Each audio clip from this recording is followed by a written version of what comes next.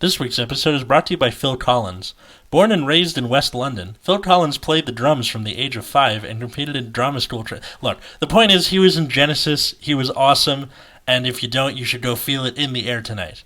Phil Collins, he's the better singer for Genesis, and I'll fight you if you say otherwise. Hey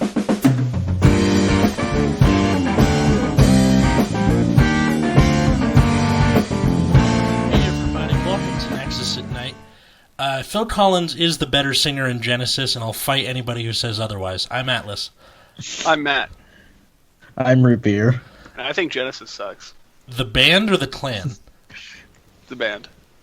I mean, That's All is a good song, and, I Can't Dance, and just Invisible Touch on the whole is a great album. Anyway, today we're talking about Bushiroad, who revealed the next 6 months of stuff that's coming out, as well as some news about the Genesis clan, which explains the intro. So, Root Beer, why don't you go ahead and just tell us what we have in store for the next 6 months. Alright, so for our upcoming release schedule, we're going to get a new and this is Japan's schedule, so add like a month or two to ours. Right. September, we're getting a new trial deck for Genesis, and then in October, we're going to get a main set with Genesis, Nova Grappler, Nubatama, and Angel Feather. Then in November, we get an extra booster with Great Nature, Gold Paladin, and Neo Nectar. Woo! In December, we're getting a booster for Bermuda Triangle. We actually have more than one set of support in a year. Holy shit. They did it. Yeah. And then January, we're getting an extra booster with Shadows, Narukami, and Aquaforce. And February, we have an extra booster with Gear Chronicle and who the fuck knows. Nice. Okay, so it should be noted that a lot of these clans aren't showing up with a lot of the other clans that they've shown up with in the past. Example, Nova Grappler isn't with the other Q4 clans, Nubatama isn't with the Miyagi clans, and Angel Feather. Why are... This just kind of reminds me of, older sets of Vanguard, where they just kind of cram whatever's in there together. Well, new season of the anime, new characters. You're damn right that's what's happening. I mean, this is a nice thing. We have gotten a lot of Q4 and AL4, so, we're finally breaking up the monotony of those same 8 clans getting support over and over again. Yeah. The new anime... Granted, Gold Paladin is still getting support in 2 sets, but... Right. At least Angel Feather and Neo Nectar get their due after a year. I know, right? And Great Nature, too. Woo. Get mine around Christmas time. Gear Chronicle? Yeah, Gear Chronicle, it took Bushiroad more than a year. But they did it. They did it. Yeah. But, they time travel, so that's fine. They'll just they're like, yeah, we're from the future, that's just how it works and stuff. Yeah. We don't really talk about the anime much on this podcast, but basically, TLDR, it's Shin, the guy who runs the card shop in the anime. It's about him when he's a youngin'. So him and his friends, it's a prequel series. Yep. So that explains all of the Nubatama and all that good stuff.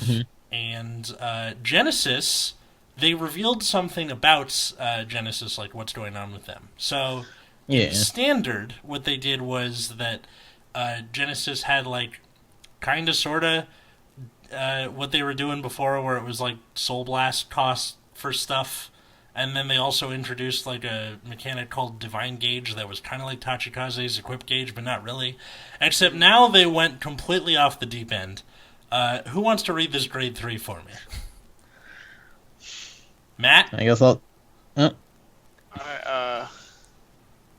Sorry, I'm in proofs. It's Uranus. I have it up. I can read it. All right, cool. Yeah, go ahead. Sorry, Alright. Lost it. So, this unit's name is Uranus. I don't actually know its full name. It's not on Uranus? the post. I'm sure it's Goddess of the Spheres Uranus, something like that. I don't give a fuck. God of getting his dick chopped off by Kronos, Uranus. That's literally what it was. So, he has 2 abilities. Nexus at Night, the podcast about Greek mythology. Yep. So his two skills are continuous. If you have five or more force markers, your back row center rear guard becomes an astral plane. Okay. And then auto Vanguard rear guard. When placed, you can Soul Blast 2, get a force gift, and put it on your Vanguard circle. So you get 2 force gifts if you Soul Blast 2? Mm-hmm. And this works when placed under rear as well. Yes. Interesting. What's an astral plane? All right. So that is going to be a new type of circle for another card known as Valkyrian. So when you get those 5 force markers, you get a new card called an astral plane, and you put it on your rearguard circle. And then any rearguards that are already there get retired and put into the drop zone. It's still considered a rearguard circle while it's an astral plane, so if you have a skill that's like give a rearguard power, it will still apply to any unit that's on your astral plane. And then any gift markers that you put onto the plane will still be there when it becomes an astral plane and if the astral plane disappears. Okay. Does the astral plane just stay there forever, or is it only for that turn? Yeah. Now, at the end of the turn, you put it back to your deck. Actually, no. No, You put the unit on the astral plane back to your deck, but it looks like the plane itself stays there. Okay, so... And then you can only place cards that are star deities onto the astral planes. If you have a non-deity unit on there, it gets retired. And it can attack from that back row astral plane. Yeah. And it gets drive checks with the caveat that your drive checks go to soul instead of your hand. Yes. Okay. And so, let's talk about the first star deity we have. Giant deity of absolute world, Valkyrion. The Magna Warrior. So it is a grade 5. What? Sure. Ooh. Okay. And then it has 70,000 power. So but this card still goes into your main deck. So you can't ride it. If you place it on anything that is not an astral plane, it gets retired. And then, when placed, look at the top 5 cards of your deck, put one in the drop zone and shuffle your deck, and then until end of turn, its drive check equals the grade of the card you dropped. And then apparently if you send a copy of Valkyrian, he gets 5 drive checks. Lit. Yeah. And they all go to soul? Nice. Yes. Yeah. Which, being that it's Genesis, is not the worst thing in the world.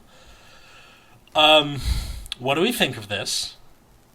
Alright, this seems like absolute nonsense. I love it. Yeah. I don't know if it's good, but man, it seems like nonsense. I can't wait for this to break card fight area again. I forgot about that. What, every time that they have like a new like game mechanic or something, card fight area just disappears for a while? Or... Yes. Okay. And the drive checks go to soul, so now they can't automatically make drive checks go to your hand. Yep. Mm-hmm. Oh my god. I love it. I love it. What I love about this is that they Yeah. finally made Genesis unique, and it only took them... When did Genesis first come out? Like, 2012? You mean OTT2? Yeah, pretty much. That's what I'm saying. Like, Genesis always kind of got stuck with OTT. We soul blast for stuff. That was Yeah. the whole clan identity. They just call them Soul Blast Paladins, and then later the Divine Gauge stuff. Now this actually, like, who the fuck is doing anything like this? Nobody. Nobody. Exactly. So, Like, the closest thing we have is, like, giving the rear guard blaster blades drive checks, but even that's not really too comparable. this is interesting. It also seems wildly inconsistent. Yes. I Yeah. assume there will be more cards that, like, search this and stuff. Yeah. I hope there are, anyway. The Go. other problem I have is that it does take 5 force gifts to, make it create an astral plane. Yeah. Mhm. So And you gotta put them all that's At least not in the gonna trial happen deck. until a lot of the time your second ride, Yeah. Mhm. So, let's say you unless have... there are more ways to get it. Well, let's say you have 3 Uranuses. You ride one, that's 1. He does his skill, that's 2. You call another one, let's say you have the soul for this for whatever reason. You call another one that's 3, and then you call the last one that's 4. And So, 5 if you Yeah. ride it. No, I count it. I counted if you wrote it, because it's Yeah, but I'm saying like you're not getting it on your first grade 3 ride ever. yes. Yeah. Well, I feel like that's intentional. Like a lot of these finishers, they try to keep them for later in the game, usually by like Soul Blast a grade 3 or have another grade 3 in your soul. And in this case, it's just trying to make getting 5 force markers as difficult as possible. One thing we've also only seen is we've only seen one grade 3 that generates additional force markers. Mm-hmm. At least for Genesis so far. Yeah. Well, that's the thing, is like, since this, I assume this is going to be a trial deck card, this is also the only grade 3 we know of that creates an astral plane. Is the astral So, plane like, who card kno- also a trial deck card? Do we know that? I hope so. I think so. I would think so. Okay. Because that would mean there would But be even sweeter ones in the real set. Yeah, like, that's what I'm saying, is we're probably going to see more in the actual set, but we don't know yet. It's going to be hard to find an optimal number of these to play as well, because you don't want to play too many, because they obviously interfere with ride consistency. But yeah, it's definitely interesting to see what these can do. And a 70k attack from the back row. You could even put Force Gift 2 back there, or can you only put Force Gift 2 in front row? You can put it anywhere. It's just Yeah. the thing Well, yeah, is, you put it back center, and you're like 70k 2 crit, eat it. well, here's the thing: if you need 5 force markers on Vanguard to even get said astral plane, Yeah, you have 3 in front row, 1 in back, and 1 dead one. It has to be on your Vanguard circle, though. that's what I'm saying. Yeah, Oh! yeah, Oh, my bad, I misread that. yeah. Because it says if your Vanguard has 5 or more force markers, your back row rear becomes an astral plane. My apologies. Now, if it was, Yeah. I if you assumed... what you assumed what? I assumed that it was just 5 force markers somewhere. Oh, that would be better, honestly. Yeah. Like, as it stands, like, Valkyrion himself looks pretty sweet. Like, 70k attack with potentially triple drive. Mm-hmm. Like, that's pretty cool. And then it gives Potentially you yeah. And then it gives you a, multiple attacks in the Force Clan, which is nice. Mm-hmm. One of them being huge. Yes. And also, because you have 5 force markers on your Vanguard with Uranus, your Vanguard's like 60k by default. Yeah, pretty much. I have no clue if any of these cards are fucking good. Me What I neither. do know is that this might be the coolest thing I've seen in a long time. Really? Yeah. It's so sweet. Like just Yeah, like, Creating an astral plane, man. like Just summon dumb cards. yeah, like, mechanically, this is, like, really cool. yes, it In is. terms of actual, like, viability, I don't know, because Uranus himself is kind of a dead card, right? He doesn't do anything besides getting force markers. Yeah, So, and you only like, wanna the play turn one you're trying to place. build up is going to take you a while, and then... But if you don't find a way to get that force marker on your second ride, then, like, you're just sitting on this useless card with no win condition. What if like Genesis's new thing is that you're building toward this astral plane thing, but all the new cards are like, if you have this number of force markers or more, do this. Like they don't care where it is; they just care that you have it. That would be kind of cool. That could be interesting. Yeah. I think I would like it a lot more if it were like that. Like on play, if you have 2 or more force markers on your board, draw a card. Like just some, like stupid little shit like that. Or like on call, if you have 4 or more, retire something. Like there's so many directions you could go with this. And there's so much we haven't seen from both the TD and the future sets, which normally have like the big cards in it. yeah. So Yeah. That's that'll be coming up in the fall for us. Oh my god, I don't know why this captured my imagination so much, but I think it's neat. You know what else is neat? The fact that Bermuda Triangle got something within a year, like you said. Yeah. Yeah, what's with that? This What is like, happened what, there? 6 months? 5 months? Something like that? Is Bermuda allowed to get something like this soon? I know, right? Okay. Although, It is like pretty interesting to see like the upcoming release schedule they gave. Aside from the one main set introducing all the new main character clans, it's all just extra boosters. Fine with me. Yeah. But like what do we think about that? Because now we're seeing a more even distribution of all the various clans. Obviously, a lot of clans that have gotten recent support aren't in this list, but like like what do you think that's going to how do you think future support is going to pan out just like looking at this right now? It has the ability to be like old Vanguard, which was kind of bad at, support. Like one of the good things about the way Standard was releasing their clans was you would group clans together. So the idea would be to go in round robin, except they were kind of bad at that also. So they tried. This at least means you're getting more for your stuff more frequently. Like Aquaforce is getting things for us in August, and then that means they'd be getting it in February. So that's about a 6-month gap. That's not too bad.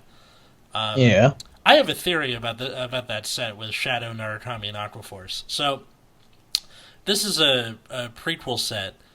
What if we get like little kid versions of Kazuma and Hayao and Jaime? Are they old enough? I don't know. I don't know. This is like way too early for that. Oh yeah, because I don't think they're Misaki's like old a enough. kid. Yeah, Yeah. they'd probably be like a glint in their daddy's eye. Never mind. Yeah.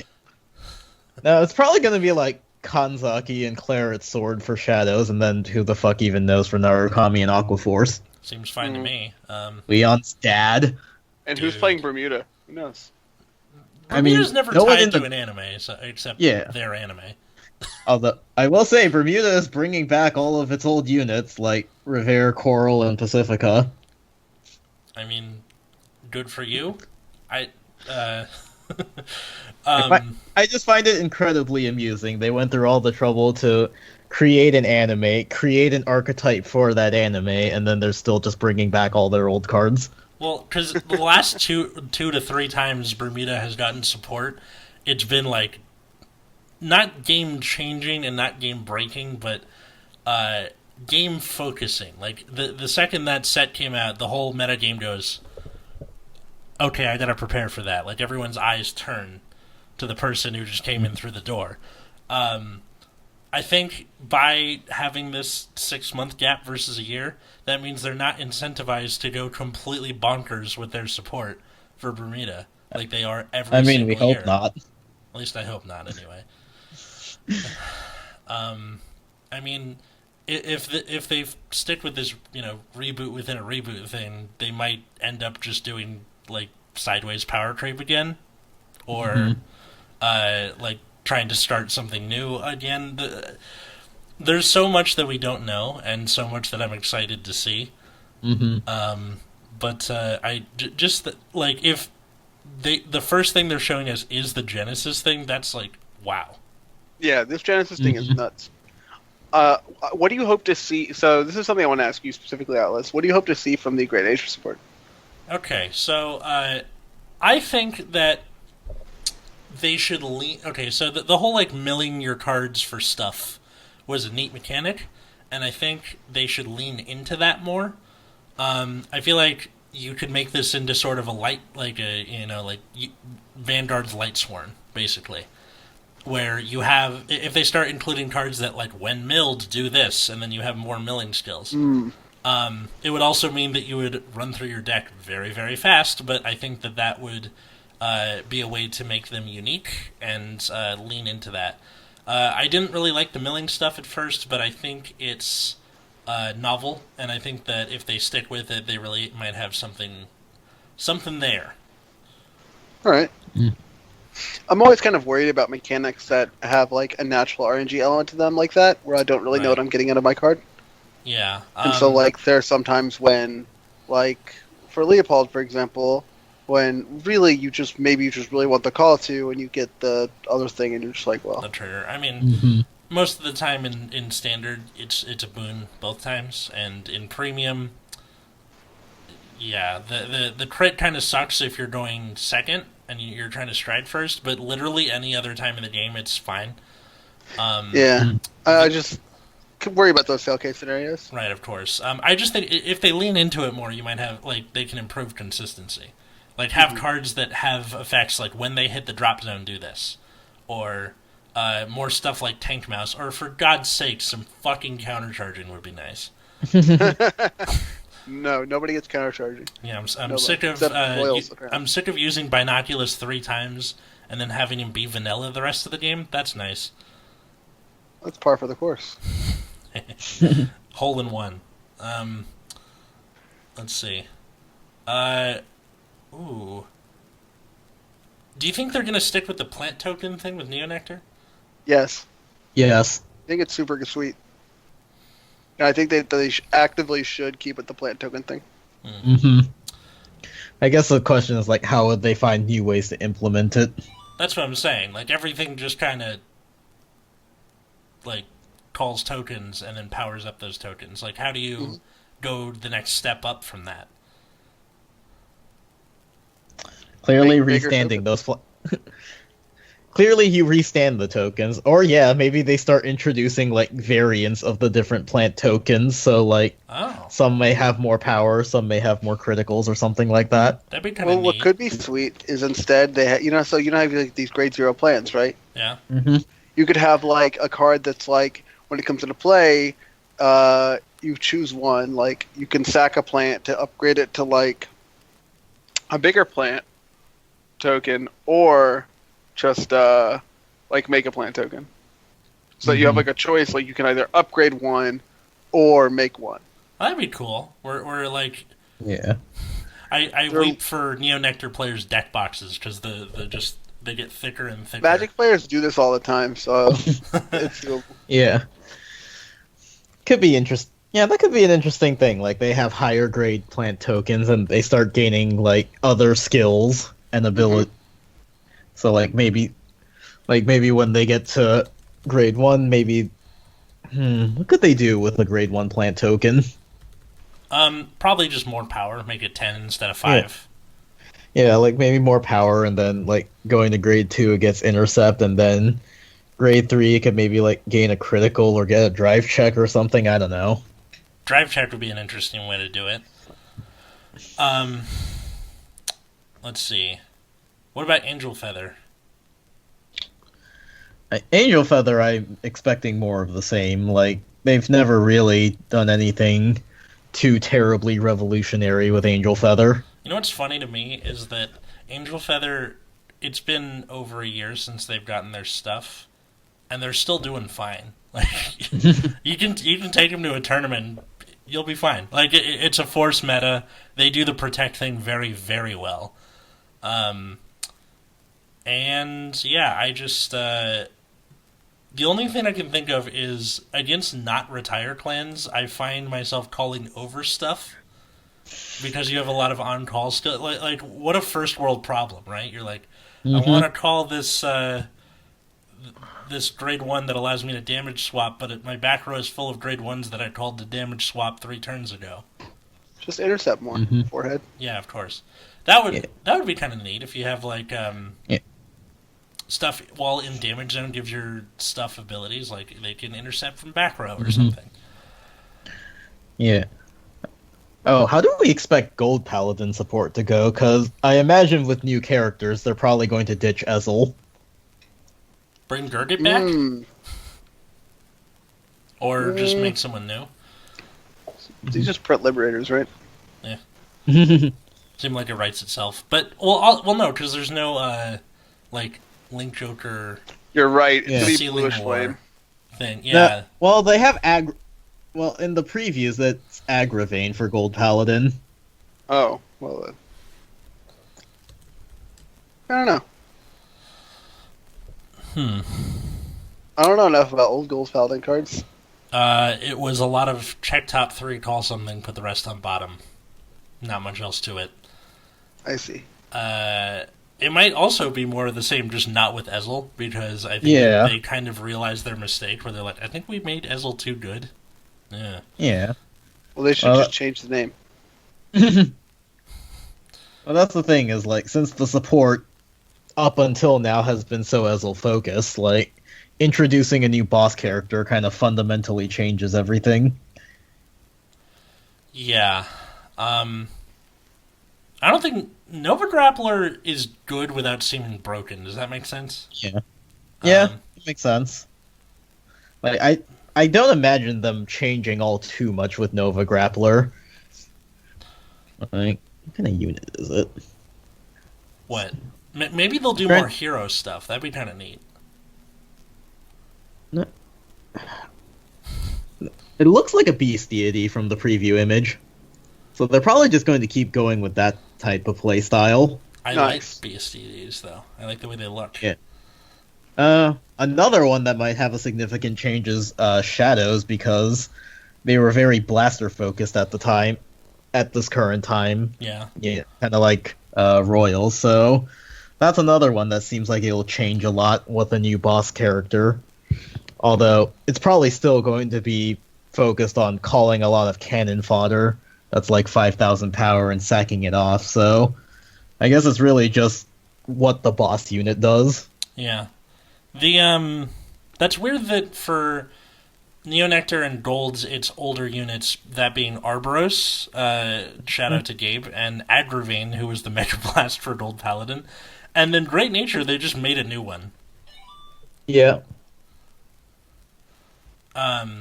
I don't know, like, who knows what they're gonna do, but the image for the new one is nice. I also like that finally, Great Nature gets a character in the show that's not a sniveling punk or is terrible. They're gonna be playing Bison. What? They're gonna be playing Bison, right? No, it's like a Fox thing. What the fuck? Yeah, it's like it's like something Fox Isabel, I think is the name. Talented Fox. That's what it says here. And that is Weird. different from the Legion, believe it or not. There was a Legion where it was two foxes, but that's not the. It's like It's not gonna be that one. yeah. Yep. So there's some old, some new, some borrowed, Yeah. some blue, except there's no Grand Blue.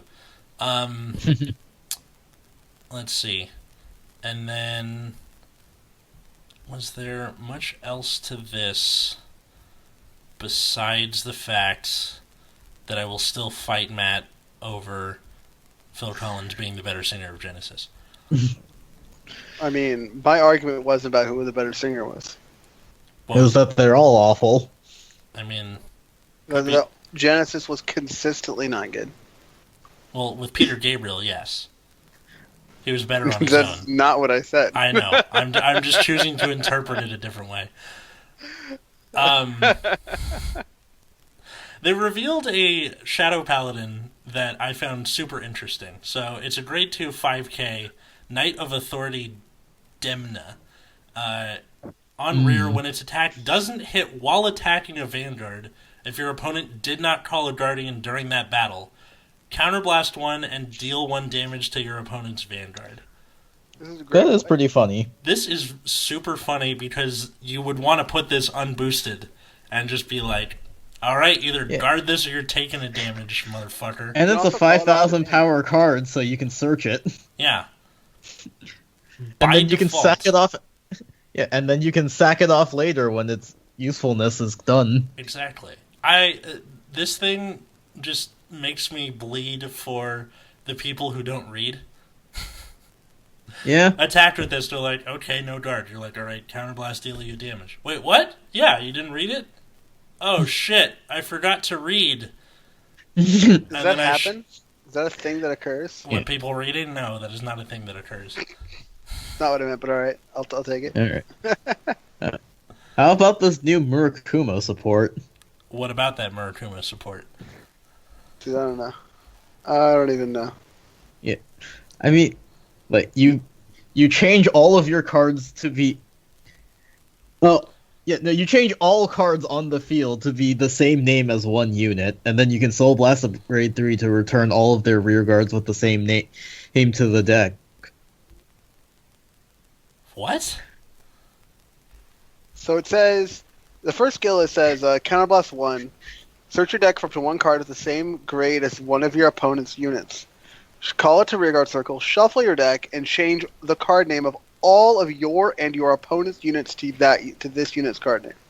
Yeah, and then its And second then skill is like you Soul Blast a grade 3 and return all of your opponent's rear guard with the same card name as your or your opponent's other unit to the deck. yeah, so you can bounce your opponent's whole board. But why would you do that? Yeah. Like this Half is the skills in this VR. game are on call. Yep. Like, why would you call them? Look, and this is the VR, and you have to Soul Blast a grade 3 for this. That's very odd. So bad. We went from Tsukiyomi into this. Or not Tsukiyomi, Shiryuki? Shiryuki into this. Yeah. Like, what even is this card? I was reading it this morning, and I'm just like, really? I'm gonna not play this card. Is what's gonna happen? Yeah? Skill just doesn't matter. Oh, wait, what skill doesn't matter? This bounce their board skill. Oh. Yeah, I don't really have a good answer to that. Here's another thing that Bushiroad released for the set with Angels, Nubatama, and Nova Grappler. It said, the Nova cards are meant to power up front triggers, the Nubatama cards are making tokens, whatever that means, and the Angel cards, ... work well with the existing support! So, that's a thing. I'm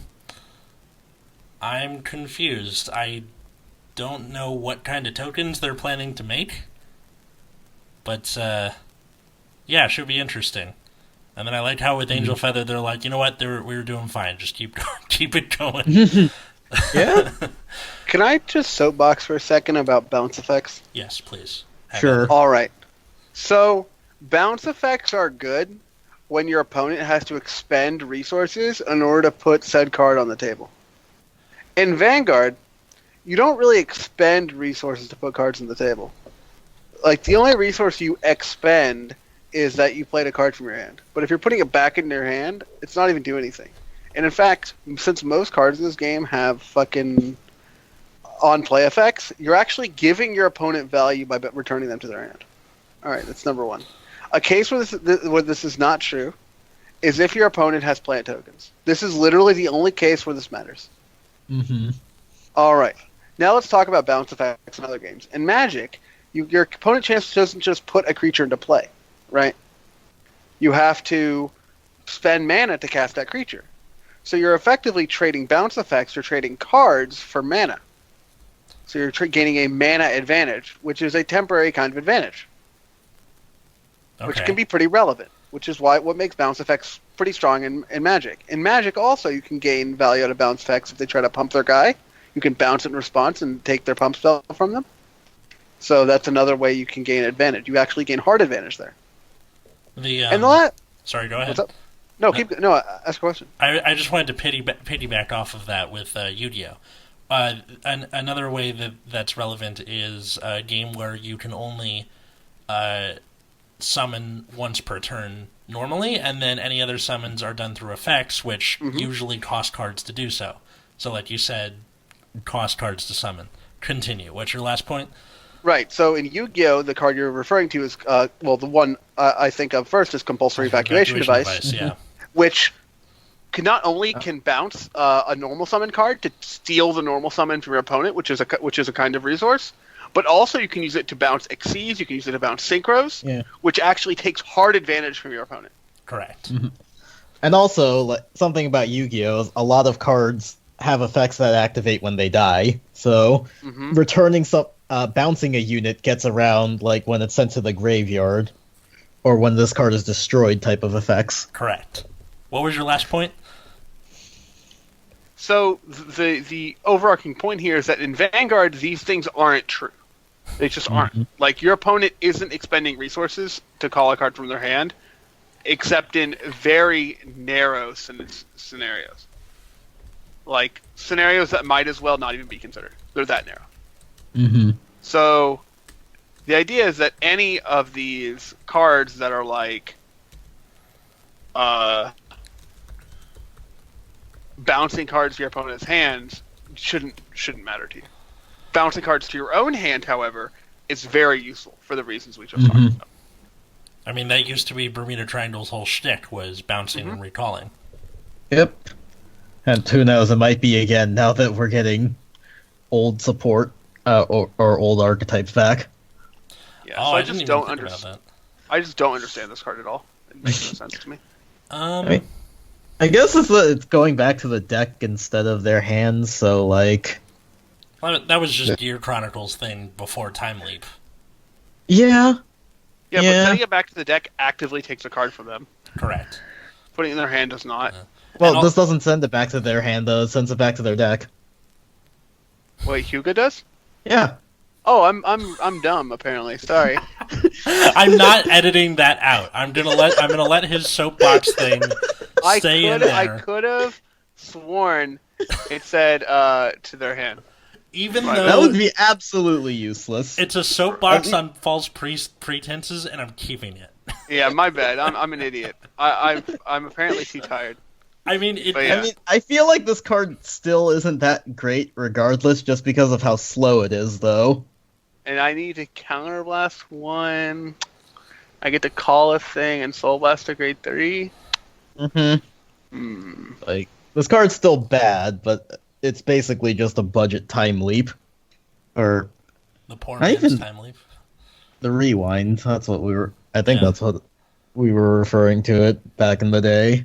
Yeah. Well, it never really got a formal name. It's just kind of what the colloquialism is.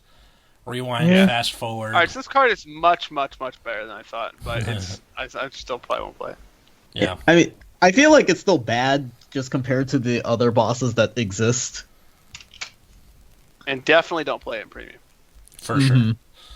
There was one more thing where I forgot what set it's coming in, but they're releasing another set of like metal gift twos as well, and there are only 100 of them in the entire world. Oh boy. Yep. Can't wait for these to cost hundreds of dollars, just like PvD. Are they numbered, though? I don't think they're numbered, but I think... But they're metal. Yeah, he's referring to the Phantom Blaster Dragon with the number in the top right, where, what is it, there's 299 of those?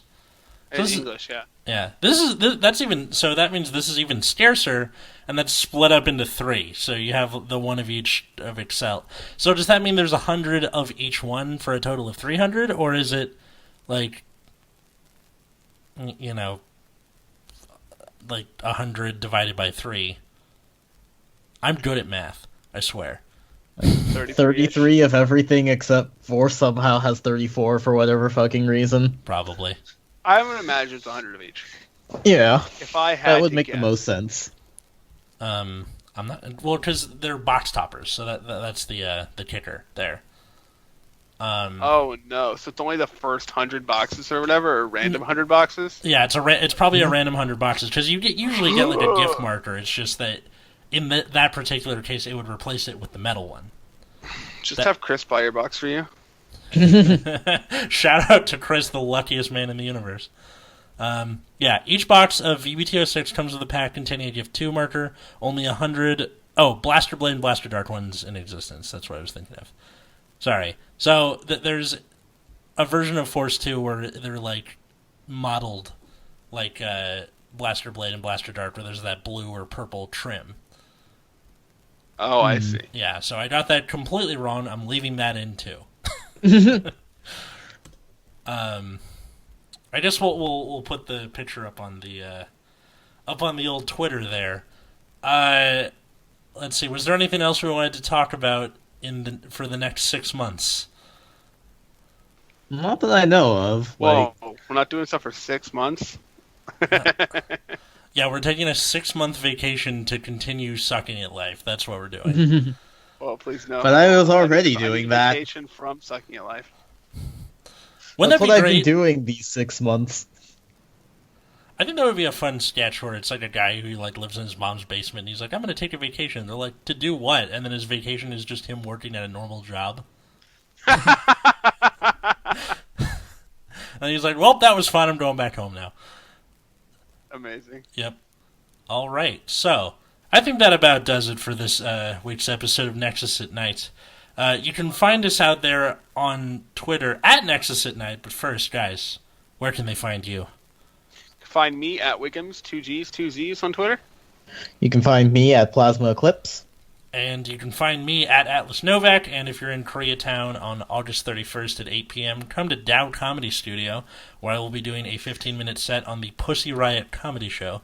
So until next time, I'm Atlas. I'm Matt. You can also find this podcast at Nexus at Night. I said that at the beginning, and have a good night, everybody. Kick your astral plane.